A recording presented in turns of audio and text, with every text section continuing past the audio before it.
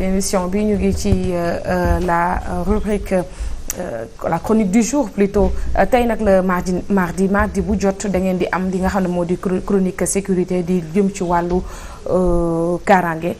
ki ñu koy defal talaata gu jot di sama goro Pape Sané. alors borom dépense yu bëri ci yow. waaw alors mi ngi noonu mën na joxe dépense de. gis naa loolu alors Pape Sané ñu. da ko gëj a joxe rek.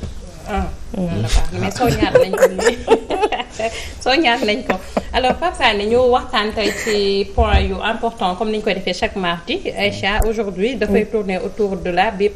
La brigade de lutte contre la criminalité, le GIGN, le Gino-Group ak les EPI ces missions en tout cas dinañ ko waxtaanee bu baax a baax ak Pape Sané mais Pape comme dañu nekkoon nag ci benn sujet bu am solo ñeeloon wàllum université je pense que dinaa la ci xaw a cokkaas tuuti rek nga wax ñu est-ce que le fait de refuser l'ouverture de l'université nekkul une atteinte au droit constitutionnel.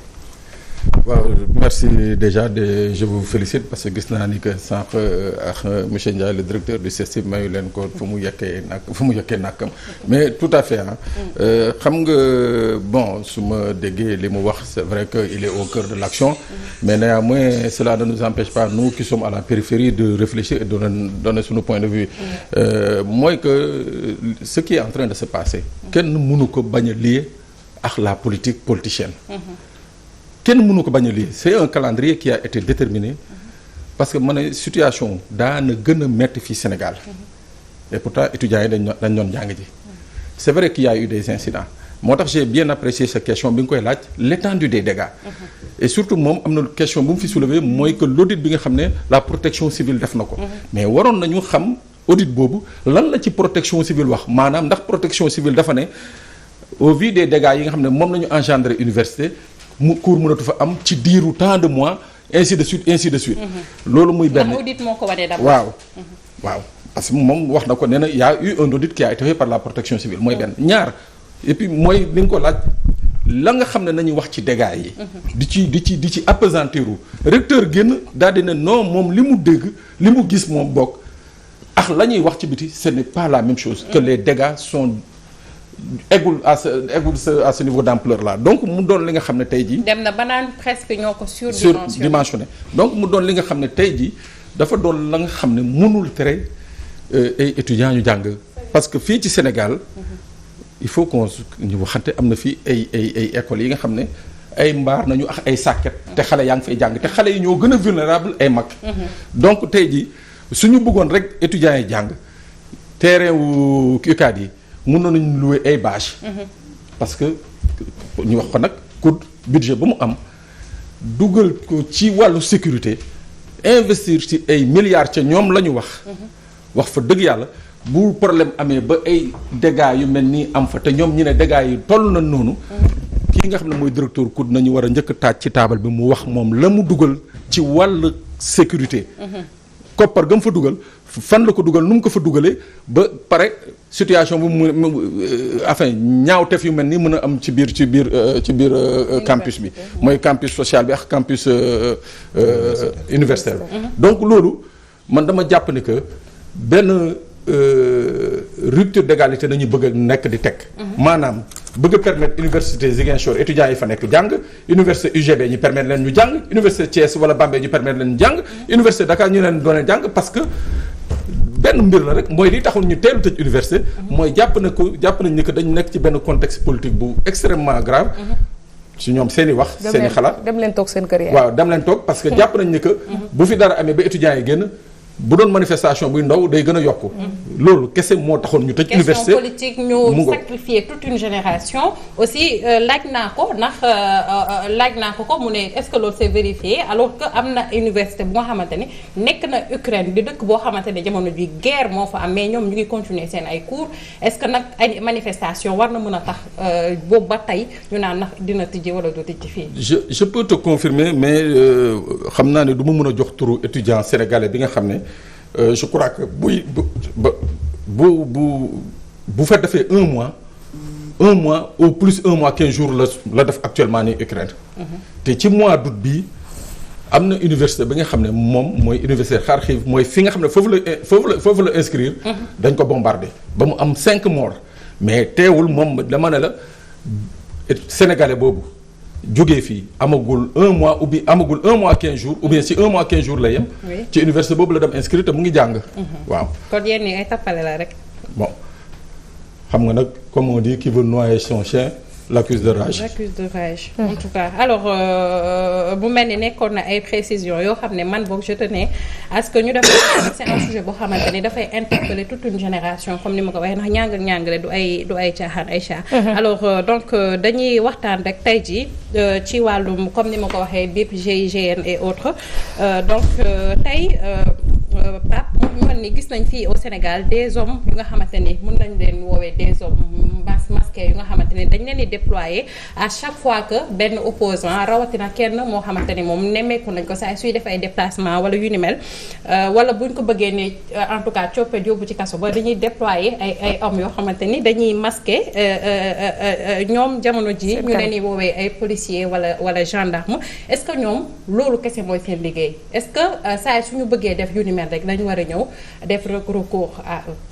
voilà mission boobu ban mission la déjà. damay indi déjà benn précision de taille. parce que damay dégg ñu bëri naan BIP wala GIGN c'est des corps d'élite ce sont pas des corps d'élite ce sont des unités d'élite. Des unités d'élite. C'est quoi la différence? Un corps d'élite corps boo ko déggee ci li ñuy wax armée wala gendarmerie wala police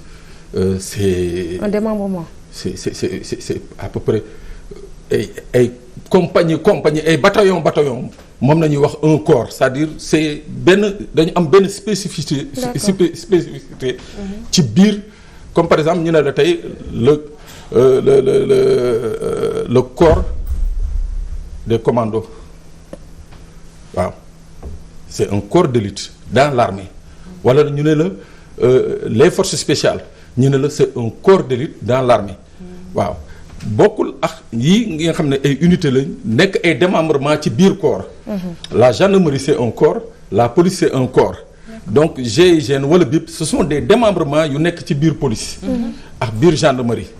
comprendre nga. waaw donc ay unités nañu c'est des unités spéciales.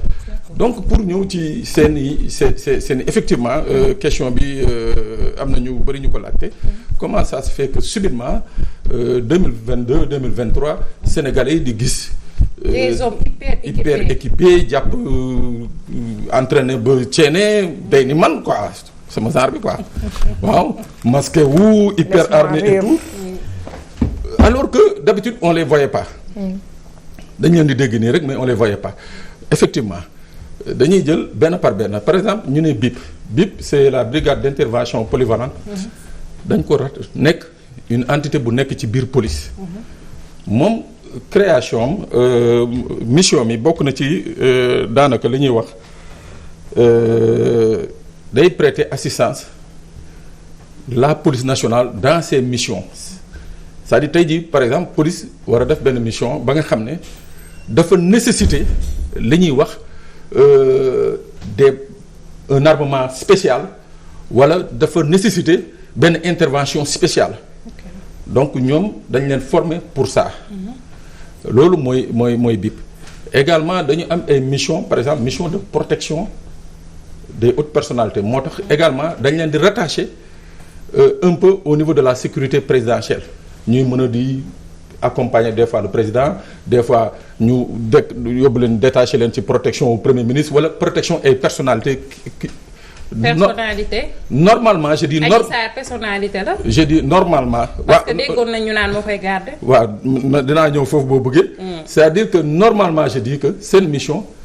c'est destiné justement à la protection des personnalités. léegi nag il peut arriver que Xoxaan mii nekk un citoyen sénégalais. daa di xalaat ni que sa vie est en danger daa di saisir le ministère de l'intérieur ñu daa di évaluer ni que Xoxaan mi effectivement est en danger. ñu affecté ko justement un élément de la BIP ou 2 éléments de la BIP en fonction mais auparavant dañuy évaluer les risques yi nga xam ne moom la Xoxaan soulever. waaw mais nag gis nañu fii bu weesoo Xadi nu mu tudd aj ndaw soosu gis nañu ñeneen fii ñi nga xam ne wax fa dëgg yàlla man ñu joxoon la sax yow protection BIP wala sama goro gi jox nañ leen ko moo gënoon mais bon jox nañ leen ko pour des faits yi nga xam ne on ignore mais en tout cas ça pose problème donc loolu bokk na ci mission bi également si seen mission bokk na ci di participer ci formation les éléments de la police ci yenn rudiments yi et tout bokk na également si seen mission di former li ñuy wax par la police judiciaire ci yenn technique de lutte contre le terrorisme ainsi de suite parce que ñoom loolu justement mooy bokk seen spécialisation loolu mooy caractéristique bi GIGN bi nga xam ne nag moo nekk gendarmerie moom tamit dafa am ay caractéristiques yi nga xam ne qui lui sont propres moom dafa nekk sous la coupe directe du haut commandant de la gendarmerie moom moo commandé directement la ñu naan GIGN moom it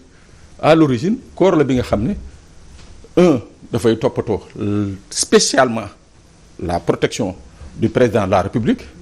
c'est-à-dire spécialement je dis c'est-à-dire les mots ont leur sens spécialement toppatoo la protection du président de la République également am ay missions yi nga xam ne d'infiltration de renseignement de lutte contre le terrorisme de lutte contre le grand banditisme ainsi de suite c'est-à-dire que muy BIP muy GIGN soo leen gisee sur le terrain nii comme nañ leen doon gisee nii mooy que ça devrait être lié à des opérations de grand banditisme wala li ñuy wax grande criminalité voilà loolu mooy seen mission léegi bu ñu jógee ci BIP ñu ñëw ci brigade de lutte contre la criminalité brigade de lutte contre la criminalité en fait amul pouvoir yi nga xam ne moom la BIP am ni GIGN BIP ak GIGN dañu am ce qu'on appelle des compétences nationales c'est-à-dire mun nañu opérer fii Dakar comme mun nañu opérer fële Fongolemi wala fële ca Saint-Louis ñoom amuñu limite moo tax on aurait souhaité moo tax ci pays yi nga xam ne dañu ko am dañu créer des antennes soo jëlee le cas de la France dañu créer partout en France même en outre-mer des antennes du GIGN et des antennes du RAID parce que tamit mënuñu jël corps yooyu rek teg leen Dakar mu mel ni waa Dakar rek ñoo am problème criminalité alors que tey jii un site comme Tambacounda ou Kédougou on devrait y retrouver une antenne du GIGN parce que zone aurifère la zone dangereuse la et tout donc waroon na fa am une antenne donc ñu ñëw ci BLC amul compétence boobu BLC brigade de lutte contre la criminalité c'est une brigade bi nga xam ne qui dépend exclusivement du service régional de la sécurité publique de Dakar mooy qui dépend du commissariat de Dakar dañ ko loger au niveau du commissariat de Dakar moom it sa mission c'est de lutter contre la criminalité fii à Dakar dans la périphérie de la région de Dakar lutter contre la criminalité contre la délinquance ainsi de suite loolu mooy liggéeyu kii nu mu tëti BLC brigade de lutte contre la criminalité bon mu doon également un service bi nga xam ne logique pour logique mooy que dans toutes les zones urbaines du Sénégal lu mel ni BLC war na fa am parce que la criminalité ne se limite pas à Dakar am na Saint-Louis am na Diourbel am na Thiès am na feneen ak feneen donc loolu lu am solo la buñ ko étendre un peu partout au Sénégal ñu ñëw léegi ci GIGN non ñëw naa ci GIGN Sino Groupe moom it benn unité spéciale la bi nga xam ne ay xaj la c'est-à-dire c'est des gendarmes maîtres chiens yi nga xam ne dañuy ànd ak ay xaj dañuy former ay xaj di liggéey ak ñoom en équipe seen mission mooy lan par exemple tey jii la lutte contre la drogue lutte contre par exemple prévention sur les risques d'attentat par exemple boo leen jëlee yóbbu leen dans des sites sensibles comme les aéroports les ports les lieux yi nga xam ne nit ñi dañ fay dajaloo xaj yooyu am nañu possibilité renifler li ñuy wax les explosifs renifler li nga xam ne mooy drogue renifler li nga xam ne des produits ou des substances yi nga xam ne qui sont dangereux yi nga xam ne bu peut-être bu tasee wala bu exploser mun na jur njaaxum waaw donc loolu mooy Sino Groupe c'est-à-dire c'est des chiens yi nga xam ne et le charme de ces chiens là mooy que dañu am grade am pedigree am carte d'identité am lépp c'est-à-dire que tey ji ni ñuy joxee gëdd gendarme bi noonu la ñuy joxee gëdd xaj bi tey ji xaj bi bu deewee tey ni ñuy rendre les honneurs à un gendarme qui est décédé xaj bi bu deewee noonu lañ koy rendre les honneurs parce que dañ jàpp ne que c'est un gendarme voilà tu vois donc xaj yooyu nag c'est des chiens de race pour la plupart dayoo citoyen la am daal en quelque sorte voilà dayoo citoyen la am xaj yooyu pour la plupart c'est des chiens yi nga xam ne de race qui coûtent très cher et berger malinois et berger allemand ay chiens yi nga xam ne dañ leen di dresser de telle sorte que bu ñu ñëwee lépp lu ñu bëgg li ñu bëgg ci liggéey bi dañ ko def. donc mu nekk sunu groupe mu nekk une unité bi nga xam ne également je crois que bu yokkoon ay moyens yokku woon. tey jii la nga xam ne ñu ngi koy def ci liggéey dana gën a yokku parce que c'est vrai que am nañu ay xaj am nañu mais des na encore à vrai dire des na encore waaw. dama bëggoon laaj rek ndax xaj yi ñi leen di dresser ay Sénégalais lañu carrément. oui fan yee temps yële passé il y avait le centre d'instruction du Sinogroupe de la gendarmerie française bu fi ñëwoon pour installer le centre d'instruction du Sinogroupe de la gendarmerie nationale sénégalaise mais pour la plupart fii gendarmerie sénégalaise depuis presque 25-30 ans ils ont d'excellents formateurs c'est-à-dire mun nañu dresser xaj de telle sorte que liñ ci soxla yëpp soxla ko ci xaj bi mun nañ ko am ci xaj bi voilà. D'accord Pape ñu laaj la dernière waaw et une dernière question donc parce que nag on a vu corps yi fi lim nii yëpp d'habitude yi ngeen di gis ñuy intervenir du bokk ak amaana ci li ñu leen doon xaar est-ce que gënul woon ñu sakkanal leen wala ñu yaxanal leen ba une opération d'une grande envergure boo xamante ne bu ñu jógee rek kenn du ne acam ñu bàyyi leen ñu dem ci moo gën nu ne nii pour un oui ou un non rek ñu yëkkati leen. tout à fait Salma question bu am sens la mais nga may ma eggale ci épi mooy les éléments pénitentiaires d'intervention. parce que comme prison yi day faral di am souvent ay émeutes. am ay prisonniers yi nga xam dañuy récalcitrants durant les transferts et consorts. Auparavant gendarmerie wala police ñoo doon intervenir au niveau des prisons. mais administration pénitentiaire dem ba ñoom ñu former tamit une unité d'élite tuddee ko EPI ñoom désormais genre mbir yooyu bu amee ci biir prison yi ñoom ñooy intervenir defal ko seen bopp police ak gendarmerie duñ fa dugg. donc mu nekk quelque chose d'excellent. effectivement maintenant pour revenir à ta question. c'est vrai boo gisee sujet bi ñu koy wax parce que beaucoup de gens se sont posé la question. sur le fait que. banalement pour un oui pour un non nga gis GIGN nga gis leen masqué wu mel ni ay voilà ay je sais pas comment on les appelle finalement dañ dem ba dañu bokk ci décoru nit ñi alors que tantôt bi may tàmbale sama wax dama ne c'est des unités spéciales c'est-à-dire que ñoom normalement bu ñu jógee rek sénégalais bu ci nekk war na xam ni que voilà mythe boobu je crois que ça a été déconstruit ci moyens yi nga xam ne moom la ñu génn parce que c'est des unités yi nga xam ne normalement bu ñu génnee rek mooy que man wala xoxaan wala yow mi ku ci nekk war na mais lan moo xew tey donc alors bu ñu gisee unité yooyu gis leen ñi ay mission yi nga xam ne di toj ay vitres oto di kidnapper à la limite comme ni nga ko waxee sànq benn opposant di ko yóbbu tribunal alors que juge bi koy àtte soxlawu ko laajtewu ko donc yooyu yëpp ñu koy gis finalement dafa dem ba